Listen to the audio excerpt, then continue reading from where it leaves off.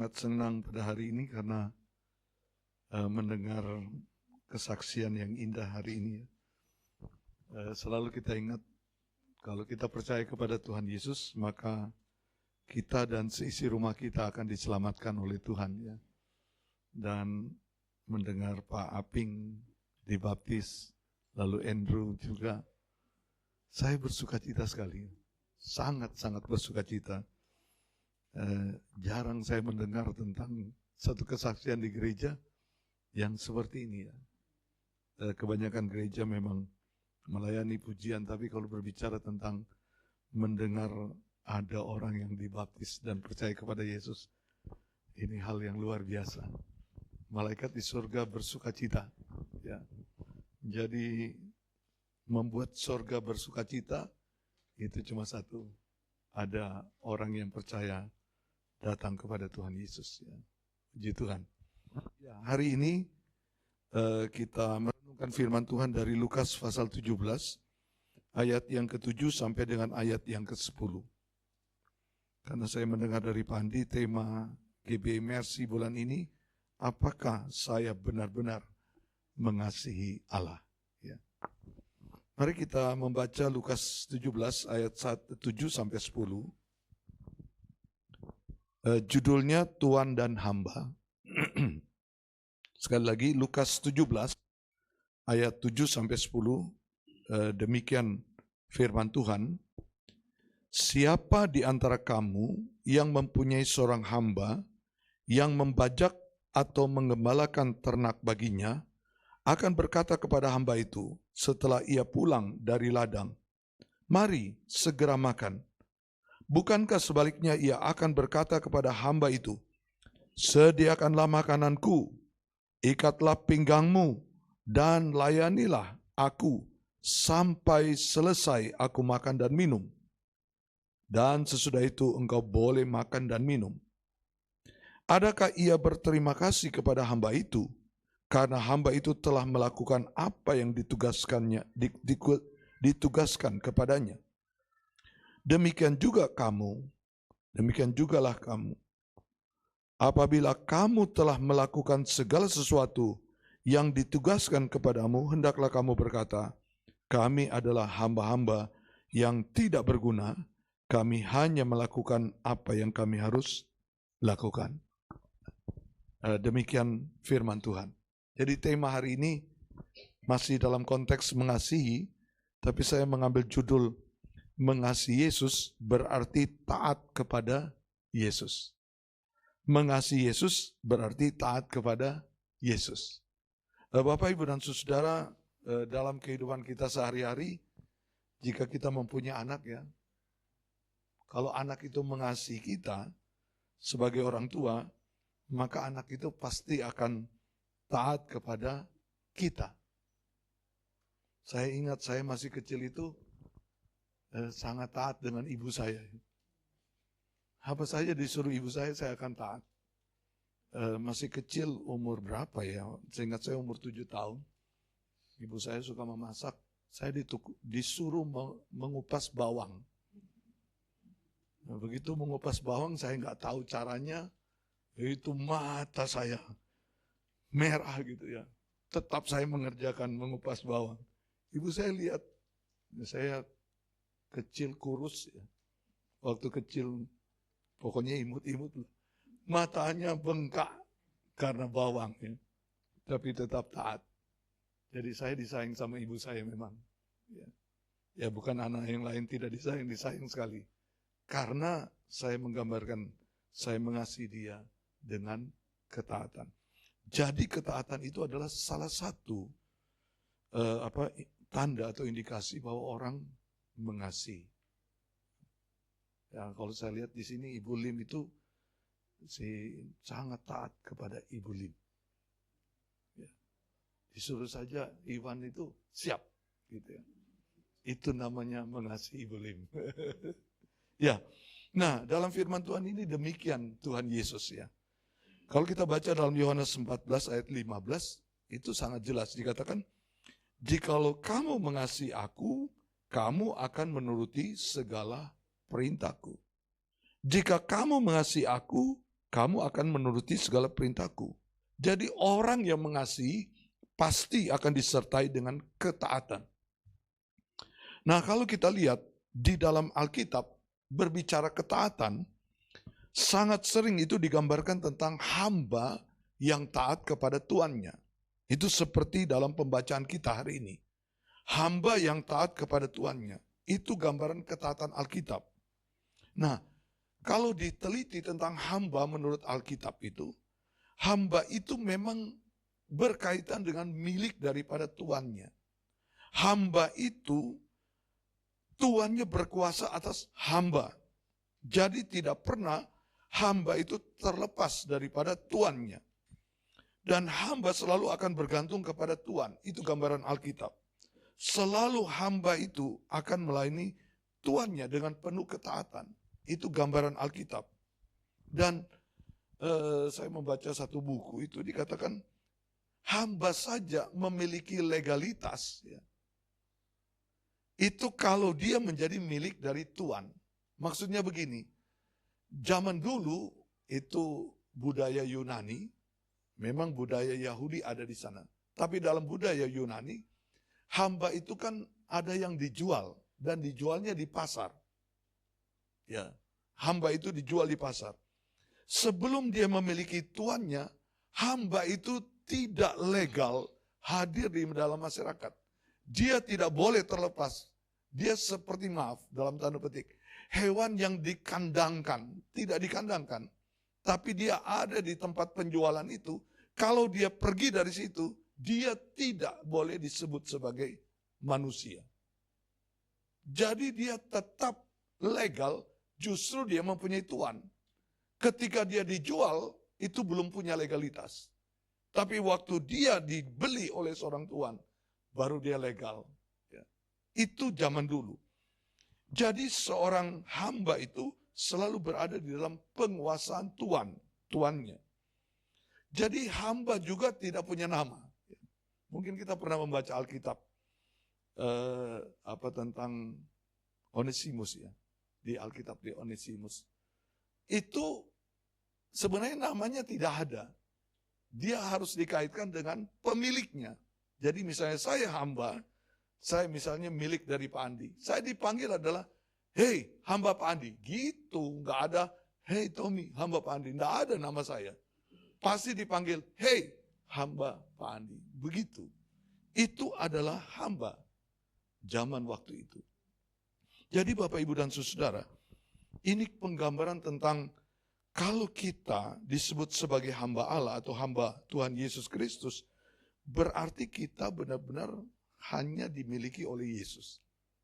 Maka label kita adalah hamba Yesus. Begitu ya. Nah, apakah di dalam Alkitab kita disebut sebagai hamba daripada Yesus? Roma 6 ayat 22. Roma 6 ayat 22 mengatakan begini. Tetapi sekarang setelah kamu dimerdekakan dari dosa dan setelah kamu menjadi hamba Allah, kamu beroleh buah yang membawa kamu kepada pengudusan dan sebagai kesudahannya ialah hidup yang kekal.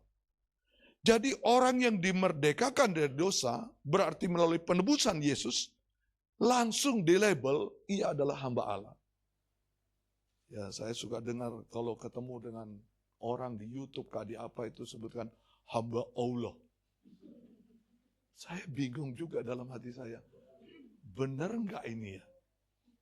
Karena istilah Alkitab yang dimerdekakan dari dosa barulah itu hamba Allah. Pada hari ini saya pikir kita semua akan menyebut diri kita adalah hamba Allah. Ya mau pakai Allah boleh, mau pakai yang lain boleh. Tapi kita benar-benar hamba Allah karena kita dibebaskan oleh Yesus Kristus dari dosa. Ya. Nah, sebagai hamba Allah berarti kita milik Allah. Sebagai hamba Allah, otoritas dalam hidup kita adalah Allah sendiri. Sebagai hamba Allah, kita sangat bergantung kepada Allah. Sebagai hamba Allah, maka kita akan melayani Allah itu dalam hidup kita. Puji Tuhan karena kita ini seperti itu. Dan kalau kita ingat seperti Paulus setelah dia dimenangkan, dia menjadi orang yang percaya, Paulus itu langsung label dirinya. Saya ini hamba Allah. Saya ini hamba Yesus Kristus. Kalau baca gini, contoh Roma 1 ayat 1. Paulus katakan, saya hamba Kristus Yesus. Dalam Filipi 1 ayat 1, hamba Kristus Yesus. Titus 1 ayat 1, hamba Allah. Paulus itu langsung melabel dirinya, saya memang hamba daripada Yesus. Saya hamba dari Allah. Itu sebenarnya orang percaya harus begitu ya. Jadi kalau Bapak Ibu menjawab di WA, saya hamba Allah, gak apa-apa, senang saya. Berarti benar-benar telah ditebus Yesus. Yakobus pun dalam Yakobus 1 mengatakan, dia adalah hamba Allah dan dia adalah hamba Tuhan Yesus Kristus. Petrus dalam 2 Petrus 1 ayat 1, dia mengatakan saya hamba Yesus Kristus. Yudas, ini bukan Yudas Iskariot. Yudas, dalam Yudas 1 mengatakan juga dia hamba Kristus. Maka, kalau kita adalah orang yang sudah dibebaskan, kita adalah hamba Allah. Nah sekarang, kalau hamba Allah itu sekali lagi taat kepada Allah. Itulah gambaran kita mengasihi Allah sebenarnya. Nah bagaimana kita mengasihi dengan ketaatan? Saya ingin menguraikan dari firman ini. Yang pertama dari ayat 7 dan ayat 8, ini menarik untuk saya. Kalau kita baca berulang, kita bisa mengerti. Dikatakan begini, siapa di antara kamu yang mempunyai seorang hamba yang membajak atau mengembalakan ternak baginya, akan berkata kepada hamba itu, setelah ia pulang dari ladang, mari segera makan. Lalu dikatakan, bukankah sebaliknya? Ia akan berkata kepada hamba itu, sediakanlah makananku, ikatlah pinggangmu, layani aku sampai selesai. Aku makan minum, dan sesudah itu engkau boleh makan dan minum. Ini membicarakan ketaatan itu adalah kita tidak menentukan diri kita sendiri lagi. Ketaatan itu tidak membuat kita tidak menentukan diri kita sendiri. Ini hamba telah dimiliki oleh Tuhan. Hamba ini memang dalam keadaan lapar karena dia membajak, karena dia berternak pada waktu itu. Tapi mengapa pulang ke rumah tetap dia harus melayani tuannya? Dia tidak mempunyai penentuan atas dirinya sendiri. Dia akan mengikuti apa yang ditentukan oleh tuannya. Itulah hamba. Nah, orang percaya ini sebenarnya harus begitu. Taat kepada kehendak Tuhan. Kalau Tuhan menentukan dirinya begini, ya dia akan menjadi begitu. Dia bukan menentukan diri berdasarkan kehendaknya sendiri, enggak. Banyak menyebut diri sebagai hamba Tuhan, tapi aneh, hidupnya diatur sendiri. Ya tidak juga, saya mau katakan, ini juga berlaku kepada hamba-hamba Tuhan. Saya baru menghadiri beberapa pertemuan-pertemuan. Saya kadang-kadang bingung juga ya. Menjadi hamba Tuhan kok gagah banget gitu. Semuanya dari dirinya sendiri. Semua orang dikuasai dia. Saya bilang dia berdoa gak ya tiap pagi untuk bertanya Tuhan. Saya ini hamba Tuhan. Saya mengikuti Tuhan. Kayaknya egonya terlalu besar ya. Kita ini tidak bisa menentukan diri kita sendiri. Kalau kita berbicara rencana kita, itu harus rencana Tuhan. Jadi rencana Tuhan adalah rencana kita. Agenda Tuhan adalah agenda kita. Itu adalah hamba. Ya. Seperti Yakobus ini menggambarkan satu cerita ya. Yakobus 4 ayat 13-15 begini. Jadi sekarang hai kamu yang berkata hari ini atau besok kami akan berangkat ke kota Anu. Dan di sana kami akan tinggal setahun dan berdagang serta mendapat untung. Sedang kamu tidak tahu apa yang akan terjadi besok. Apakah arti hidupmu? Hidupmu itu sama seperti uap yang sebentar saja kelihatan lalu lenyap.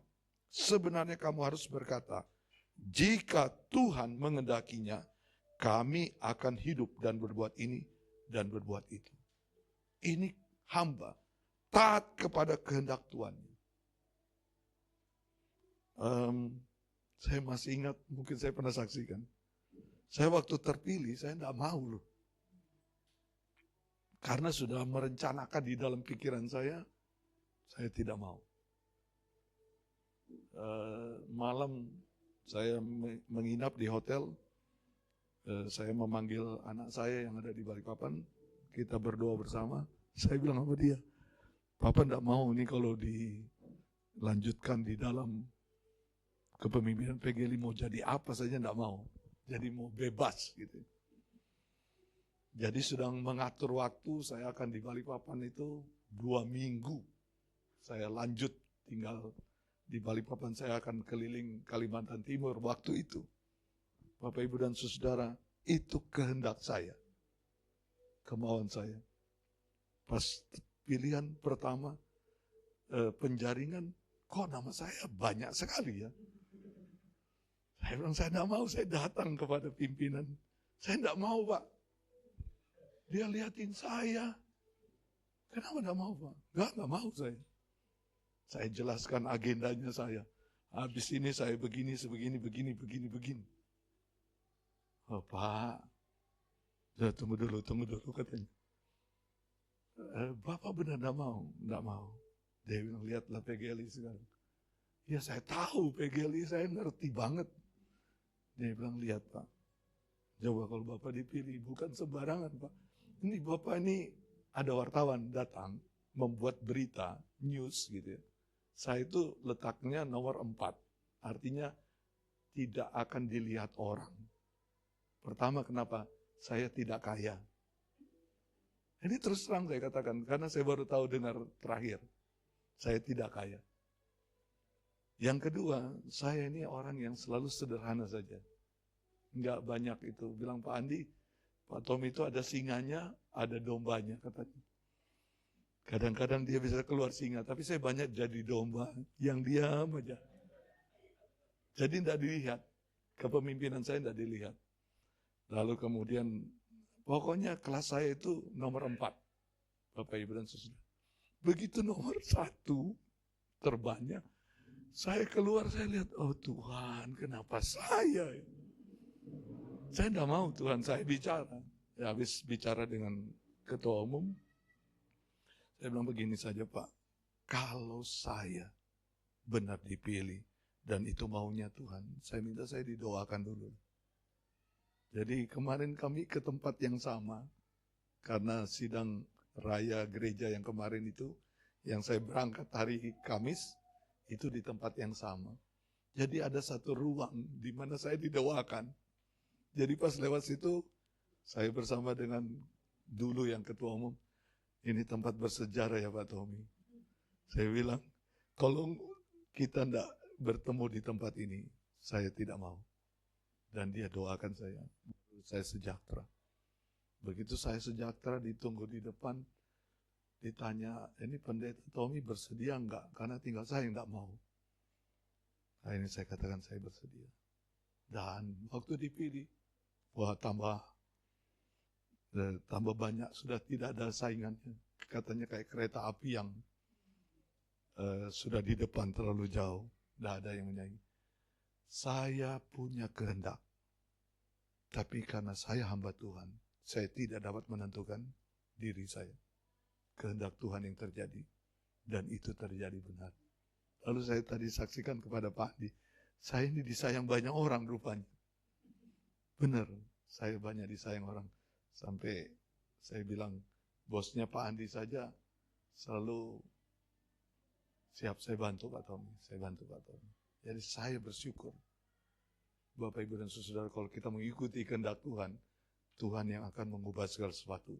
Dan kita akan merasakan betapa Tuhan itu hebat dalam hidup kita. Jadi mengasihi Tuhan, ikutilah apa yang ditentukan Tuhan dalam hidup kita. Yang kedua, yang menarik di sini ayat 10, dikatakan, demikian juga kamu apabila kamu telah melakukan segala sesuatu yang ditugaskan kepadamu, hendaklah kamu berkata, kami adalah hamba-hamba yang tidak berguna. Kami hanya melakukan apa yang kami harus lakukan. Saya menyimpulkan ini berbicara tentang hamba itu tidak mempunyai hak atas dirinya. Kalau kita berbicara sekarang, ya kita suka berkata, ini harga diri saya. Saya mempunyai hak atas diri saya. Hamba daripada Allah itu tidak seperti itu. Karena kita menyerahkan sebenarnya milik diri kita itu kepada Allah. Saya bukan lagi milik saya, tapi saya adalah milik daripada Allah. Itu hamba Allah. Tidak mempunyai hak atas dirinya. Kepemilikan itu diserahkan kepada Allah. Itu ketika Paulus bertobat. Ya. Kan Tuhan itu mengatakan kepada yang melayani Paulus, Ananias, Kisah Rasul 9 ayat 15, itu begini. Tetapi firman Tuhan kepadanya, pergilah, sebab orang ini adalah alat pilihan bagiku untuk memberitakan namaku kepada bangsa lain, bangsa-bangsa lain, serta raja-raja dan orang-orang Israel. Disebutkan kepada Ananias, pergilah, orang ini adalah alat pilihan bagiku. Paulus itu dikatakan dalam pertobatannya, dia pilihan bagi Tuhan. Dia miliknya Tuhan. Maka sejak saat itu, Paulus itu menyerahkan diri bahwa segala dirinya itu adalah miliknya Tuhan. Maka kalau kita membaca di dalam Galatia 2 ayat 19 sampai 20 dikatakan begini. Aku telah disalibkan dengan Kristus, namun aku hidup. Tetapi bukan lagi aku sendiri yang hidup, melainkan Kristus yang hidup di dalam aku. Menyerahkan kepemilikan diri kepada Kristus itu adalah hamba daripada Kristus. Kalau kita mengasihi Tuhan, saya tidak punya hak atas hidup saya sekarang. Ini milik Tuhan. Maka Tuhan yang memiliki saya, itu yang berkuasa atas hidup saya. Firman Tuhan katakan 1 Korintus 3 ayat 23, kita ini, kamu adalah milik Kristus. Kita ini milik Kristus. Oleh karena itu Bapak, Ibu, dan Saudara, kita tidak mempunyai hak atas diri kita sendiri. Menyenangkan diri kita sendiri boleh. Tapi ingat, kita harus menyenangkan Tuhan yang utama. Saya menghadiri satu pertemuan. Ketemu dengan pendeta-pendeta. Pendeta itu ada yang bertobat dan pendeta ada yang tidak bertobat kan. Di satu pertemuan sudah istirahat karena acaranya sudah selesai. Karena kan pendeta itu tinggalnya di hotel-hotel yang cukup mewah gitu. Kumpullah para pendeta. Saya tidak hadir di situ, cuma mendengar saja. Kemudian pendeta bilang, bisa nih kita minum malam ini. Ada apa? Ada bir nggak di hotel ini? Ada. Jadi datanglah mereka di satu ruangan, ngobrol. Udah, panggil cari bir tuh. Memang daerah dingin ya. Disodorkan botol bir gitu. Ternyata jadilah pesta bir para pendeta. Untung tidak ketahuan. Karena begitu mabuk mereka, sudah sempoyongan semua lari masuk kamar masing-masing dan tidur. Baru tahunya pagi, kenapa pendeta-pendeta pada terlambat. Karena pendeta pesta. Bapak, Ibu, dan Saudara, saya bingung. Ini hak atas dirinya apa sudah diserahkan kepada Tuhan atau belum? Bapak, Ibu, dan Saudara, luar biasa. Kalau dengar guyonan-guyonan pendeta, saya kupingnya jadi merah, lebih baik saya tidak dengar. Gitu. Bahasa-bahasanya tidak bagus, bahasa jorok pun diomongin. Ini kacau, saya bilang pendeta. Apa kita menyerahkan diri kepada Yesus atau tidak? Atas diri kita sendiri. Saya tidak lagi berhak atas hidup saya. Tapi saya selalu mempertaruhkan hidup saya di hadapan Tuhan Yesus. Itulah milik daripada Yesus. Tidak mempunyai hak atas dirinya sendiri. Gimana Bapak Ibu? Mau mencoba-coba? Silakan saja. Sebentar lagi Tuhan. Ya, yang ketiga, ini menarik. Sebenarnya seorang hamba itu tidak mempunyai hak dihargai. Ini luar biasa di sini ya. Adakah ayat 9, ia berterima kasih kepada hamba itu Karena hamba itu telah melakukan apa yang ditugaskan kepadanya.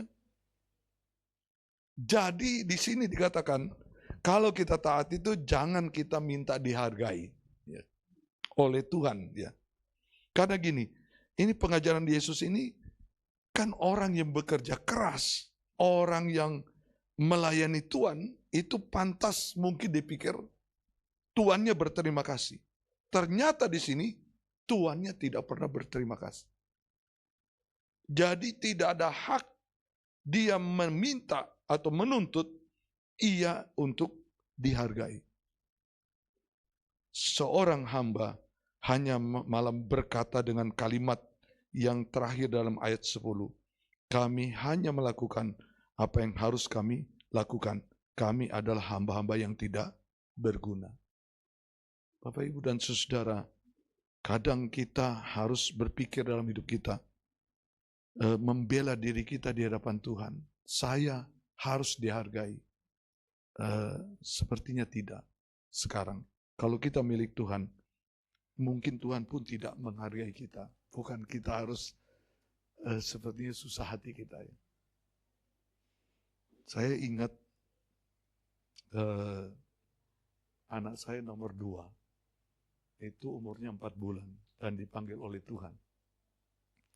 Dan waktu anak saya umur 4 bulan itu, sebelum dia meninggal, kami itu terjadi bulan Desember tanggal 26. Jadi itu memang acara Natal.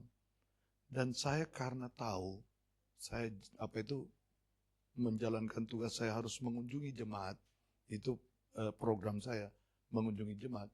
Jadi tanggal 26 Desember itu saya pun tetap menjalankan kunjungan jemaat, walaupun sambil berhari Natal.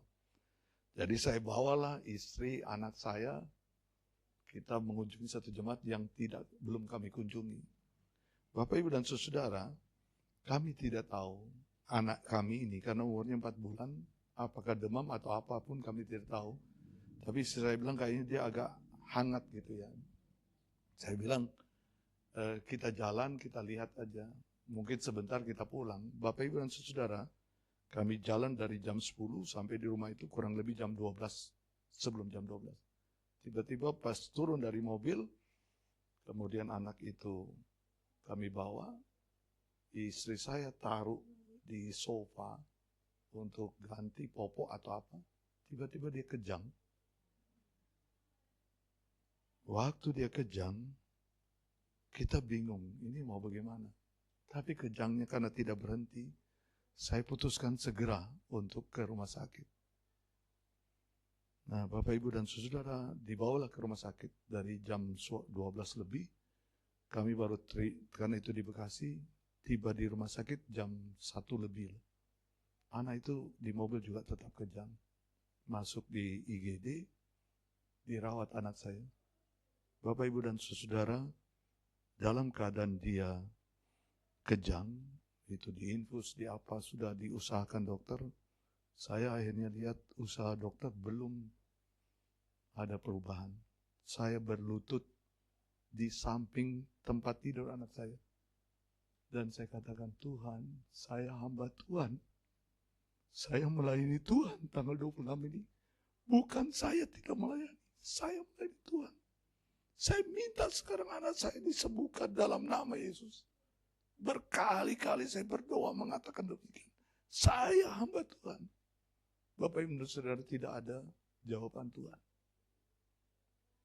Lalu kemudian jam 4 sore, dia mengembuskan nafasnya. Itu di dalam pelukan saya. Dia dipanggil oleh Tuhan. Saya nggak terima, Bapak, Ibu. Saya bilang, Tuhan, saya kan hamba Tuhan. Saya bisa berdoa orang sakit juga sembuh. Kok ini harus saya tidak sembuh, Tuhan?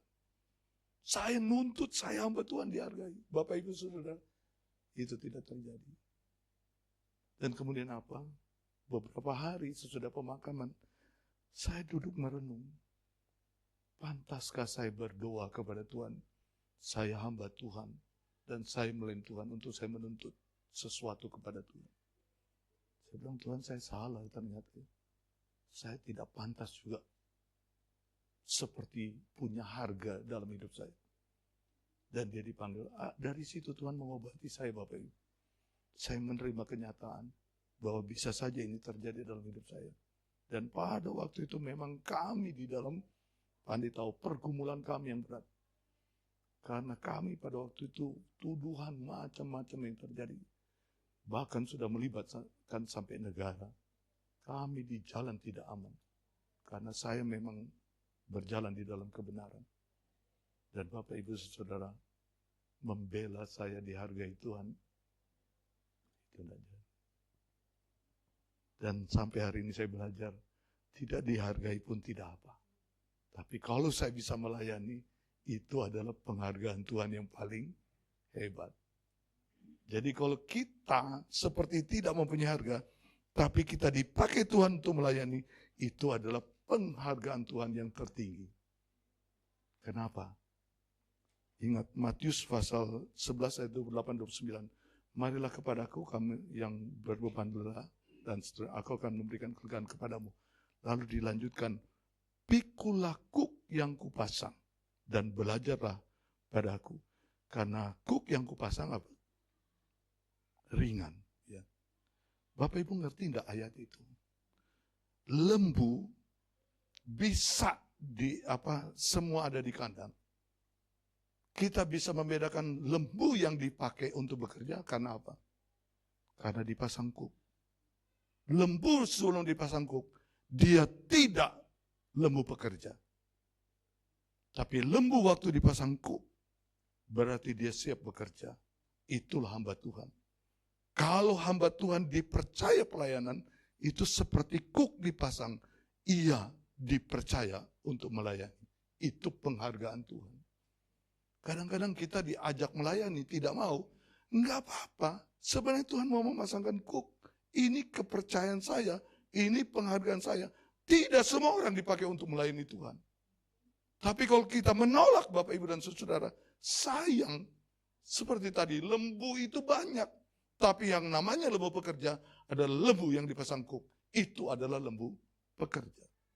Maka itu adalah penghargaan kepada lembu itu. Dia adalah lembu yang dipakai oleh pemiliknya. Maka ketika kita melayani, itu adalah penghargaan Tuhan yang luar biasa dalam hidup kita. Banyak orang tidak sadar ini. Kalau ditanya, di antara kita melayani, tapi ada yang tidak melayani. Lalu dia tenang-tenang saja, saya bebas dari pelayanan.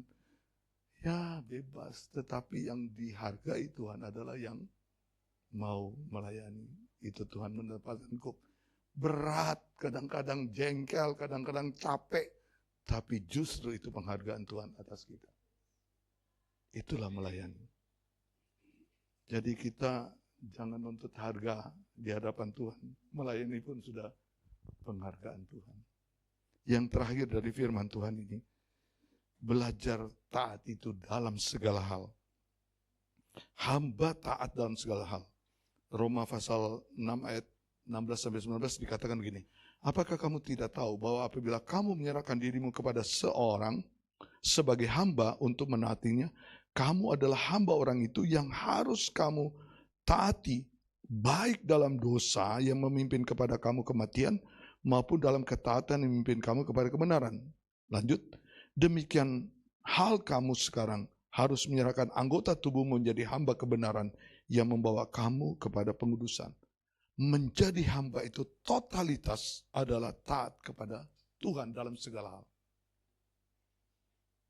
Ketika Paulus dihadapkan dengan Raja Agripa, saya senang kalimatnya Paulus. Sebab itu ya Raja Agripa, kepada penglihatan yang dari surga, tidak pernah aku tidak taat. Itu totalitas. Kalau mengasihi Tuhan, harus totalitas taat kepada Tuhan. Jangan ada perbantahan dengan Tuhan. Roma 9:20 katakan begini, siapa kamu hai manusia, maka kamu membantah Allah. Dapatkah yang dibentuk berkata kepada yang membentuknya, mengapa engkau membentuk aku demikian? Jangan bantah Tuhan. Itu adalah gambaran daripada ketaatan. Kalau kita hidup dalam ketaatan, pasti Tuhan memberkati kita. Ya, hari ini, mari kita mengasihi Tuhan Yesus dengan sungguh-sungguh. Kalau mengasihi berarti taat kepada Yesus. Ya. Yohanes 14 ayat 23, jawab Yesus, jika seorang mengasihi aku, ia akan menuruti firman-Ku, dan Bapa-Ku akan mengasihi dia, dan kami akan datang kepadanya dan diam dengan dia. Indah sekali. Kalau kita mengasihi Tuhan dengan taat, maka dia datang kepada kita dan diam bersama dengan kita. Maka kita mempunyai jalan tol dengan Tuhan. Berdoa kepada Tuhan, Tuhan dengar. Kita meminta apapun, Tuhan dengar. Karena kita mau mengasihi Tuhan dengan ketaatan. Mari ya, kasihlah Tuhan Allahmu dengan segenap hatimu. Maka saya tambahkan, maka taati Allah dengan segenap hatimu. Mengasihi Allah dengan segenap hati. Taatlah kepada Allah dengan segenap hati. Ya, siapa hari ini yang mau taat kepada Tuhan Yesus? Ya, puji Tuhan. Jadi, kita mengasihi Yesus, maka kita mau taat kepada Tuhan. Tuhan memberkati kita. Ya, kita tunduk kepala kita merenungkan firman Tuhan ini sejenak. Makasih untuk saudara-saudara yang melayani Tuhan pada pagi hari ini. Saudara-saudara diberkati oleh Tuhan. Saudara-saudara